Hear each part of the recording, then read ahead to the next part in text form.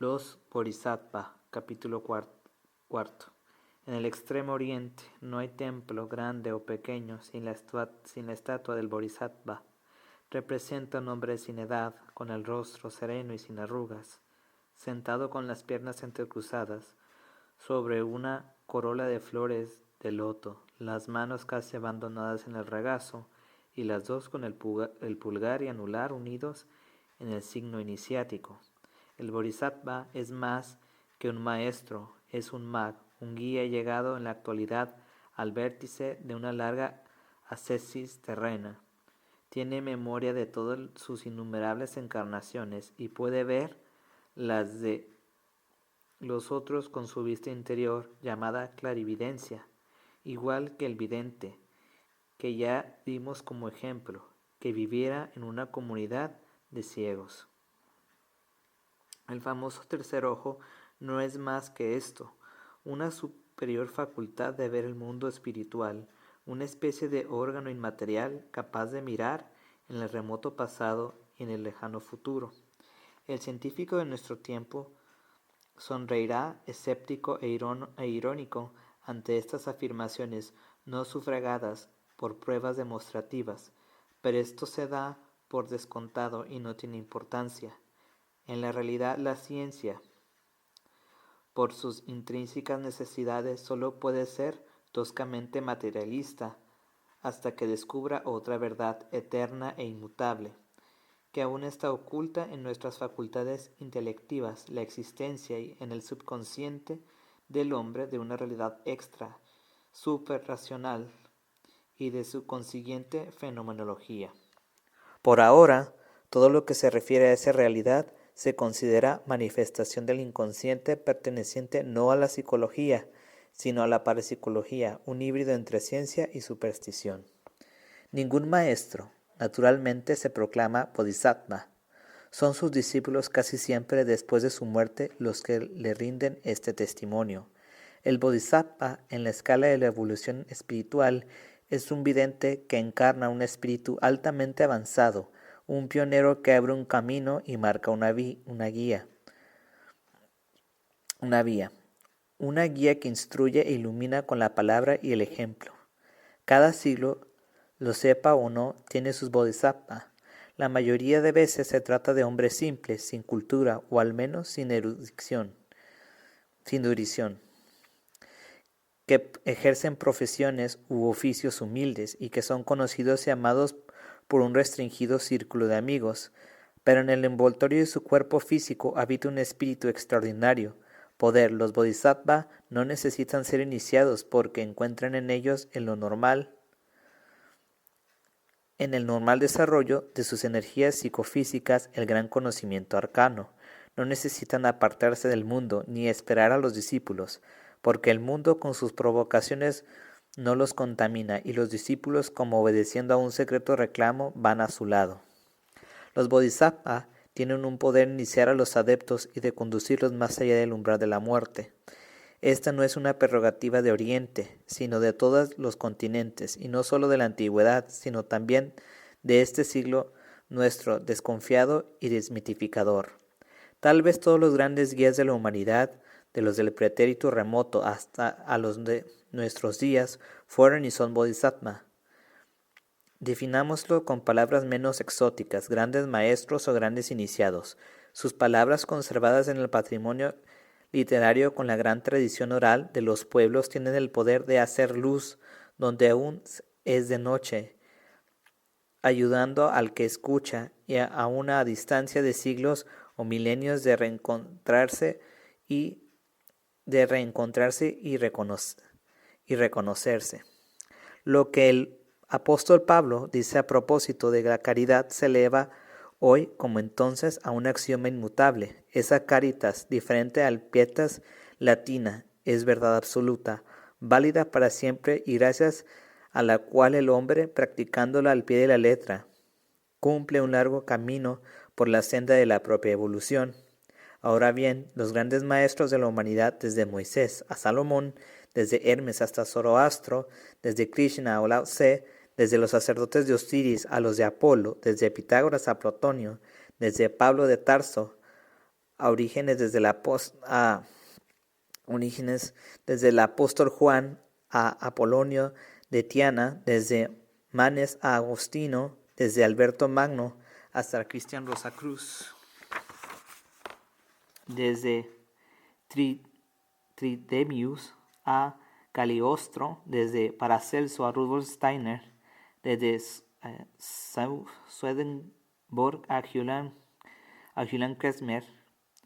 Y esto no es una lista sino un ejemplo. Han dicho palabras justas y sanas, han revelado cosas bellas y verdaderas. En consecuencia, como es justa y la santa tabla de piedra de Moisés y bella y verdadera la de esmeralda de Hermes Trismegisto.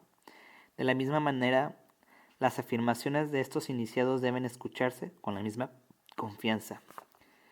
Si ninguno de nosotros pone en duda la grandeza y el valor de personalidades como Sócrates o Descartes, sería todo incongruente rechazar a priorísticamente el contenido de sus doctrinas y de sus enseñanzas. De otra manera, somos verdaderamente los ciegos que se burlan y desprecian al que ve, pero aún pretendemos directamente elevar a un sistema filosófico nuestro no ver y sentir, llamándolo agnosticismo. Cuando la lógica y la dialéctica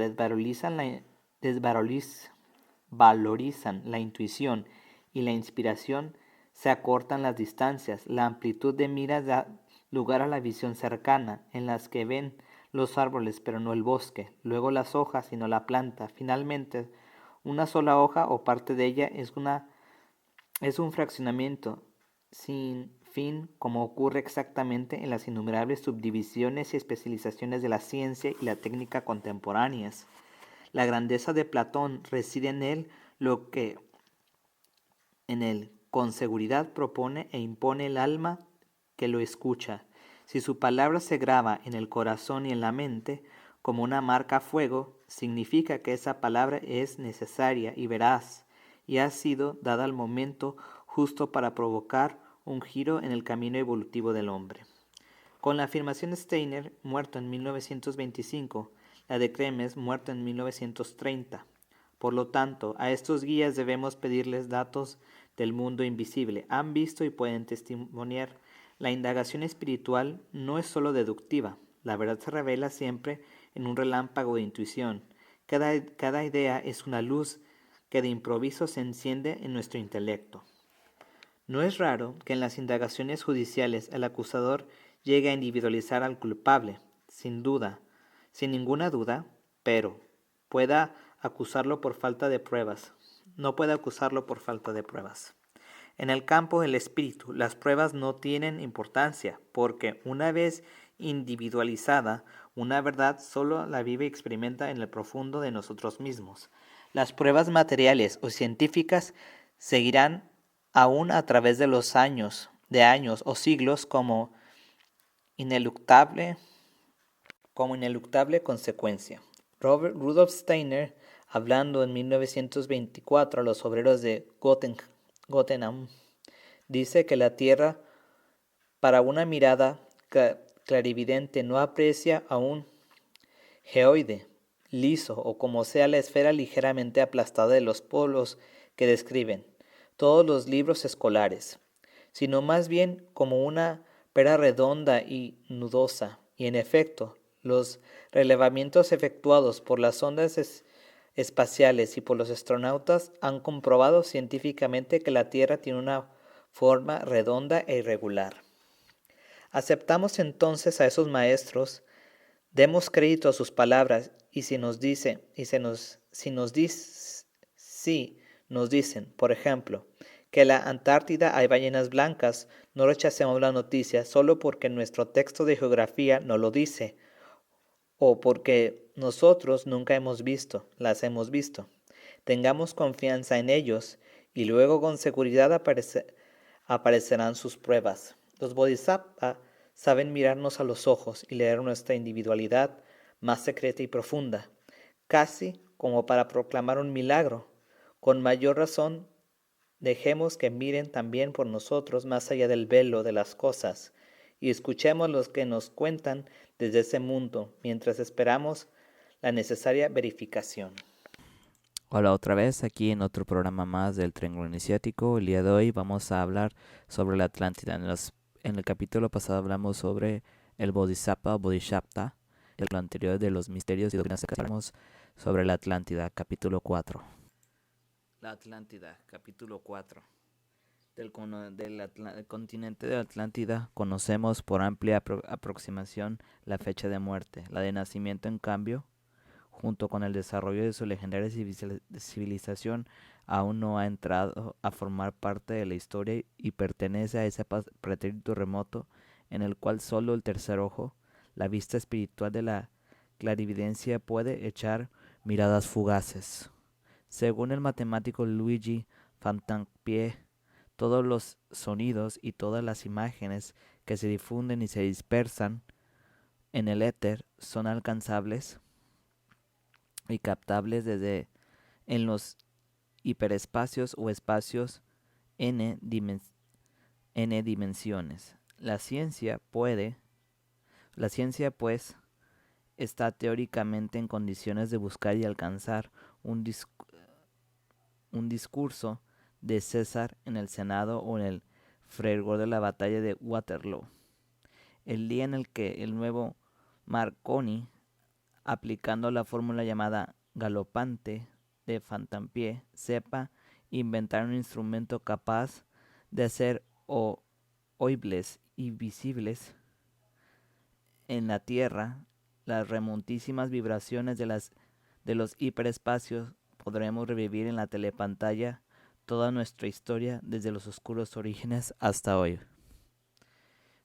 Pero en la mirada clarividente, en vez de correr tras imágenes perdidas entre las galaxias, puede reevocar en cualquier momento la historia como si éste estuviese registrado en una central mnemática similar a la de los modernos calculadores electrónicos. Toda acción, toda palabra, todo pensamiento tienen una precisa proyección en el mundo espiritual, en donde en cierto sentido se conservan intactos en un presente inmutable. La potencia mágica del gran iniciado, el del Bodhisattva, puede mirar en este presente fuera del tiempo y conocerlo de manera directa. Los orientales llamaban Akasha a esta memoria cósmica, en la que la crónica humana se registra fielmente como imagen reflejada de un espejo. Una concepción materialista no puede sino atribuir una causa material, la destrucción de la Atlántida. Justamente es por esto el científico soviético Vyacheslav recientemente ha formulado la hipótesis de la caída en el mar de un inmenso meteorito que habría provocado un flujo y un reflujo de efectos catastróficos. Pero Platón, probablemente iniciado en los misterios de Osiris, habla de golpe aludiendo a la degradación moral en muchos aspectos similar a la que caracteriza a los egoísmos de nuestra época. En el Timeo y en el Critias atribuye al sabio Solón, que estuvo en Egipto alrededor del 560 a.C., una descripción de la Atlántida y de su destrucción. Solón, en efecto, confía a Critias que la asamblea de los sacerdotes del dios Anieg, protectora de las ciencias, le reveló un día que en los archivos de su tiempo existían documentos de muchos millares de años relativos al continente de la Atlántida y a su improvisto hundimiento en el océano ocurrido alrededor del 9560 a.C. Platón no confunde el Atlántico con América, pero afirma de manera inequívoca la existencia de otro continente al oeste de la Atlántida. Aluda a un océano más allá de las columnas de Hércules, o sea, del estrecho del Gibraltar, y precisa que el Mediterráneo no es sino un puerto. En el corazón de la Atlántida, sigue diciendo Solón, había una llanura de forma oblonga y con una superficie de 6 millones de estadios, con exactitud 9.000, no, 191.381 kilómetros cuadrados, una cadena de montañas altas que protegía de los vientos septentrionales. El clima era subtropical y prometía 2 cosechas al año. El país Era rico en minerales, en metales preciosos, en productos agrícolas, en aguas frías y calientes. La industria, los oficios y la ciencia eran florecientes. Grandes canales atravesan el territorio, grandes puertos abastecían las ciudades y cuyos muros defensivos estaban revestidos en el oricalco, un metal semejante a la aleación de cobre y oro, mientras que las naves podían atravesar el océano desafiando cualquier tempestad. Los edificios públicos y privados están construidos en piedra roja y negra. El templo de Poseidón, al que según la leyenda le había tocado la isla Atlántida cuando se dividió la tierra, estaba ornamentado de oro con las paredes revestidas de plata. En este templo, los 10 reyes de la Atlántida mantenían sus periódicas consultas. Según Solón, alrededor de 1.200.000 hombres estaban reclutados por el ejército en la marina, donde podían deducirse que toda población estaba constituida por millones de habitantes. Los 10 reyes descendientes de Poseidón se reunían cada 5 o 6 años y reunidos discutían los interesantes comunes y averiguaban si habían transgredido las leyes y lo juzgaban.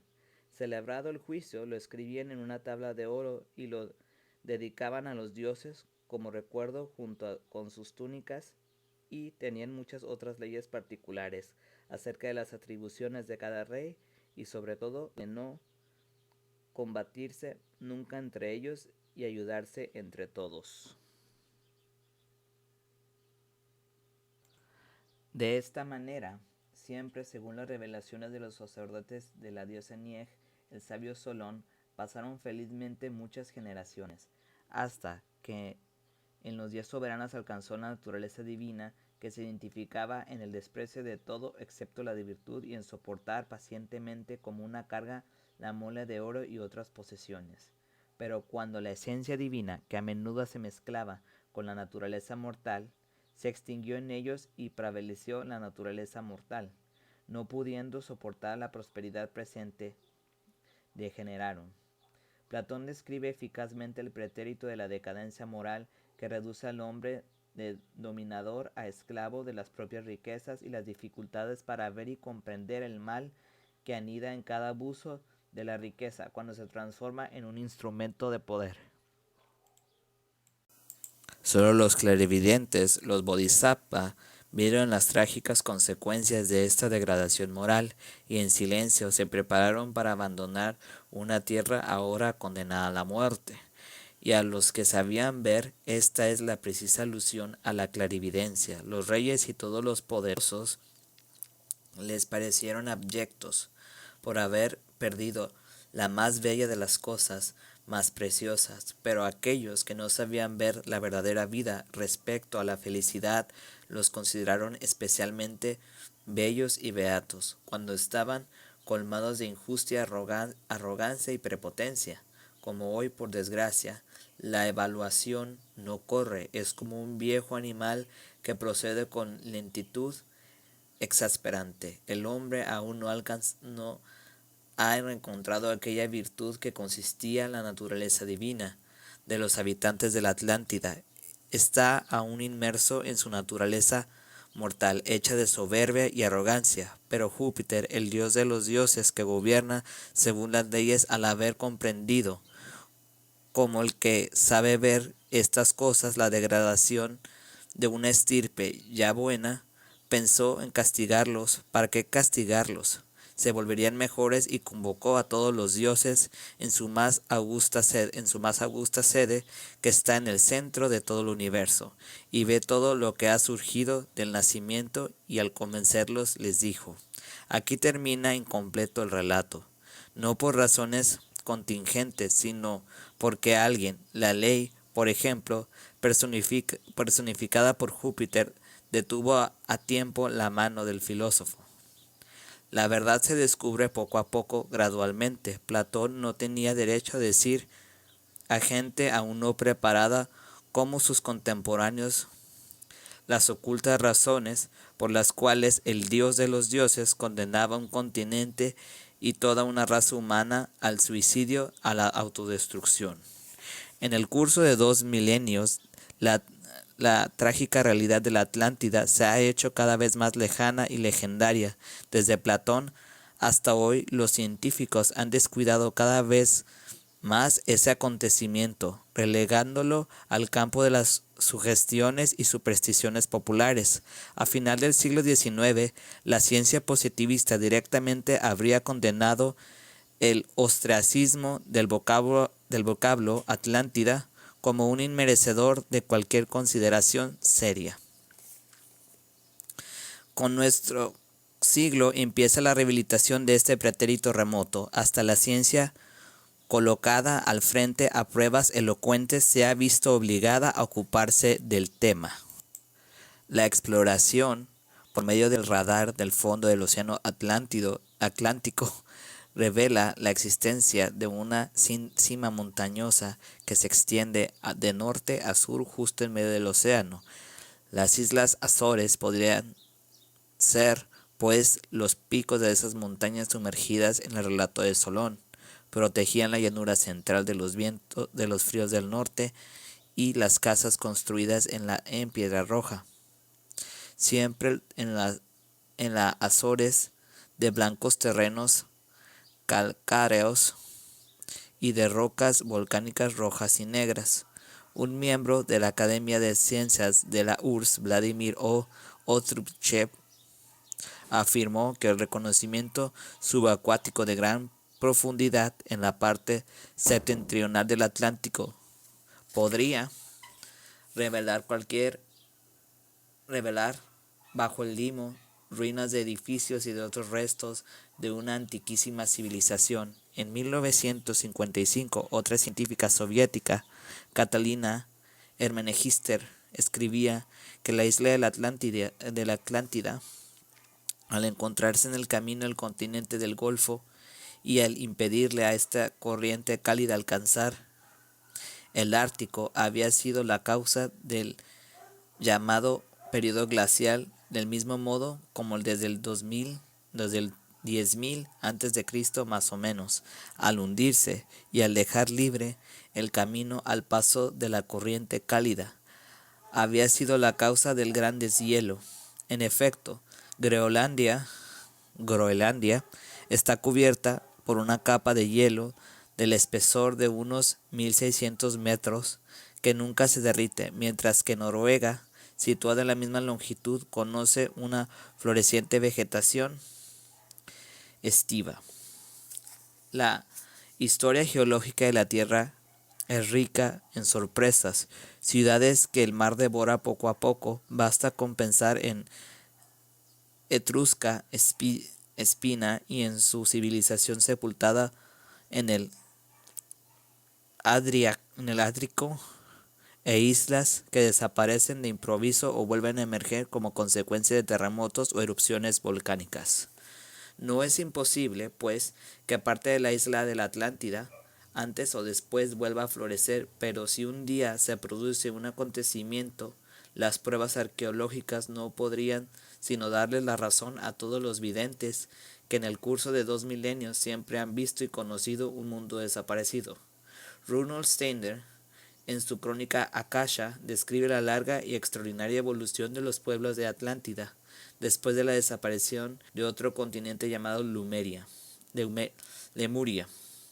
Esta evolución puede ser limitada a 3 tiempos: el nacimiento de la memoria, su desarrollo final de la memoria, que coincide con el nacimiento del pensamiento característica de nuestra civilización post-atlántida. El hombre de entonces, precisa en efecto Steiner, no era capaz de formular juicios sobre la base de consecuencias lógicas del pensamiento.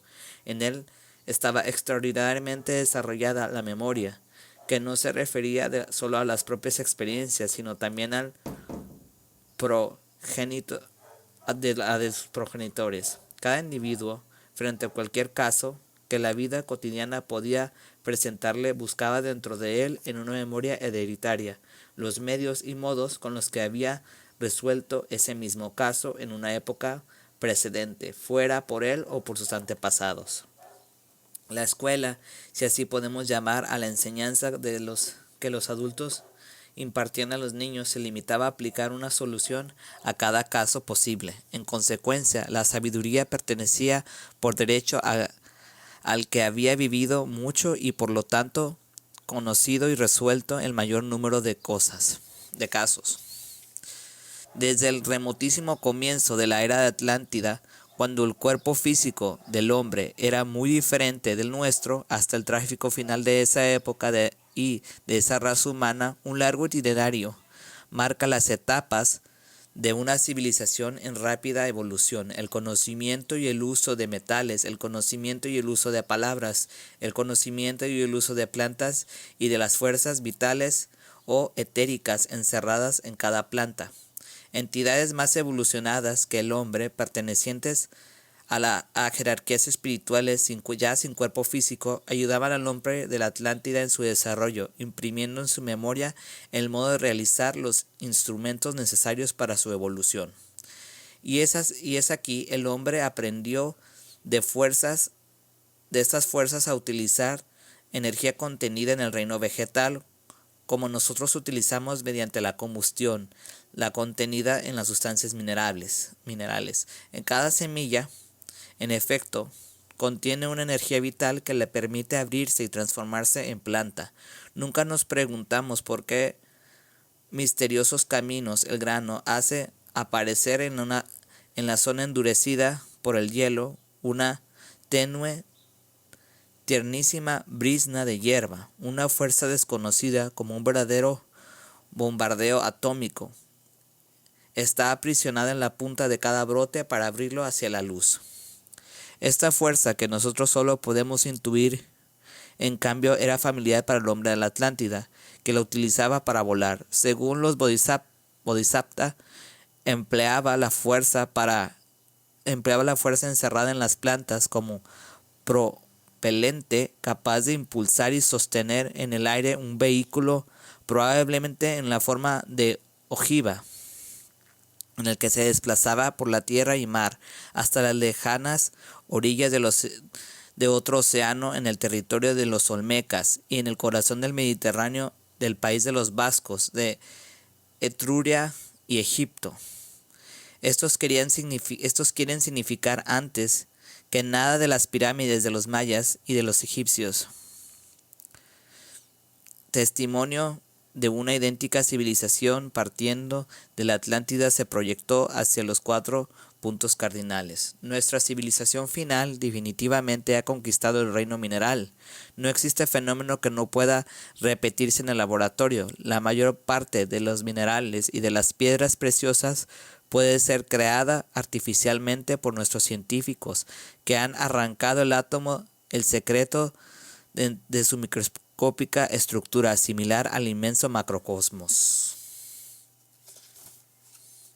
Frente a las leyes del reino vegetal, nuestra técnica aún es impotente. No podemos hacer brotar el grano ni madurar la uva en épocas diferentes de las fijadas por las leyes naturales, ni logramos comprender cómo un grano encontrado en una tumba romana aún sea capaz, si se lo entierra, de dar vida a una planta. El hombre de la Atlántida sabía esto, poseía la clave del mundo verde, alimentaba su vehículo especial con semillas de cebada o de maíz, como hacemos nosotros con nuestras locomotoras de carbón, con los aviones de gasolina, con las astronaves de propelentes sólidos. El reino vegetal, pues, era más precioso que el mineral, el oro y la plata, en los que era rico el subsuelo de la Atlántida. No tenía más importancia que un germen, de la cual el científico de entonces sabía sacar un poder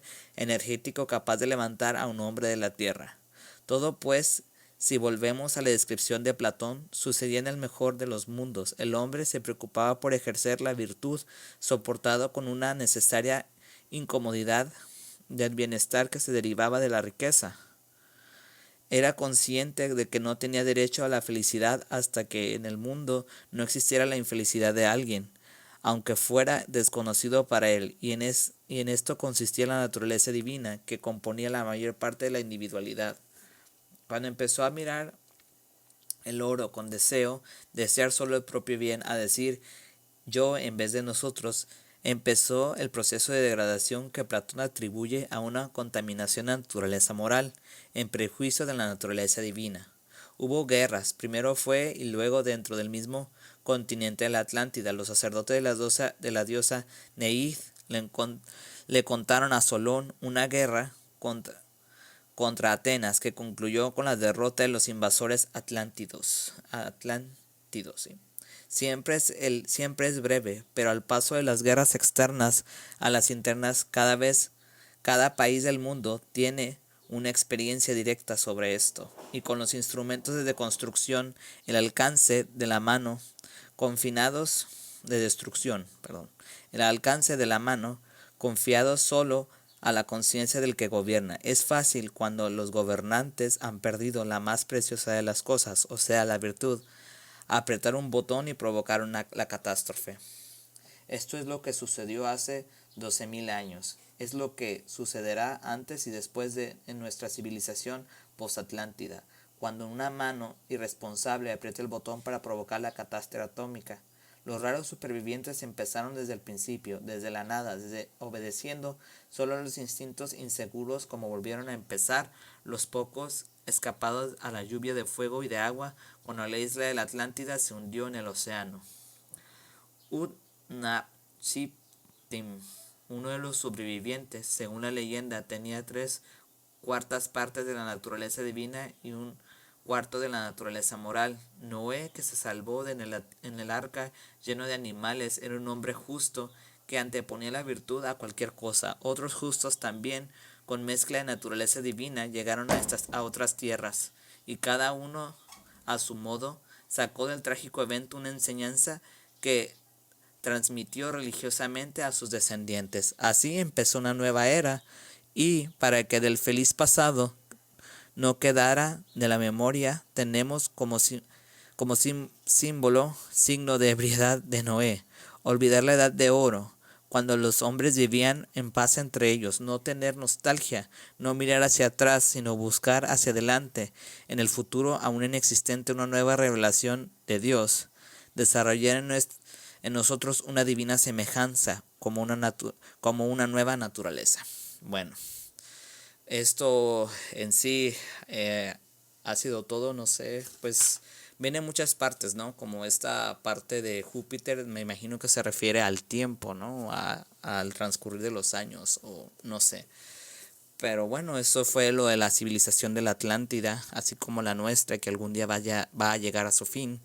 Pero, pues, porque según esto estamos dentro de la degradación moral. Más bien degradación moral, no, más bien la falta de virtud, falta de incongruencia y de hipocresía. Después vamos a seguir con el capítulo 5, que es el secreto de los el capítulo 6, que es el secreto de los misterios, para continuar nuestra lectura de misterios y doctrinas secretas. Gracias por escucharnos.